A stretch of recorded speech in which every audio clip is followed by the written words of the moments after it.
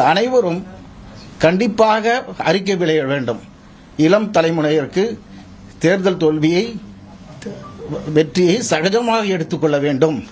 யாரும் எந்தவித extreme steps எடுக்கக்கூடாது என்று எல்லா அரசியல் தலைவர்களும் அறிக்கை வெளியிட வேண்டும். எப்படி ஓட்டு கேட்டார்களோ அதே போன்று இளம் தலைமுறை அவர்களுடைய அறிக்கை முக்கியமானது.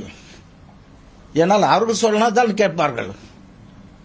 எல்லா அரசியல் கட்சி தலைவர்களும் இதை செய்ய வேண்டும். அது மிக அவசியமான ஒரு சோசியல் ரெஸ்பான்சிபிலிட்டி. அதே போன்று சினிமா நடிகர்களுக்கு ஒரு பெரிய ரசிகர்கள் பட்டார் உண்டு. எல்லா சினிமா நடிகர்களும் அவர்கள் சொல்ல வேண்டும்.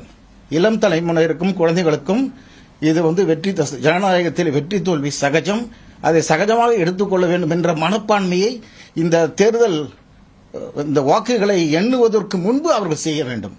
அப்பொழுதுதான் நாம் இளம் தலைமுறையினருக்கு அந்த எலெக்ஷன் ரிசல்ட்டை ஃபேஸ் பண்ணக்கூடிய அளவிற்கு நாம் தயார் செய்து வைக்க முடியும். இல்லை என்றால் மிகவும் அதிர்ச்சிகரமான நிகழ்ச்சிகள் எல்லாம் நடக்கும் என்று சோசியல் மீடியாவிலே சில விவரம் அறிந்தவர்கள் சொல்கிறார்கள். இது கட்சிக்கு அப்பாற்பட்டு நான் சொல்கிறேன். இந்த கட்சியை குறை சொல்வதாக யாரும் நினைக்க வேண்டாம். எல்லா கட்சியிலும் இதுமுறை தீவிரமான கொள்கை உடையவர்கள், தீவிர பற்றாளர்கள் இருக்கிறார்கள். அவர்கள் நம்ம கட்சி தான் வெற்றி பெறும் என்று கற்பனையில் இருக்கிறார்கள். ஜனநாயகத்தில் எது வேண்டுமானால் நடக்கும்.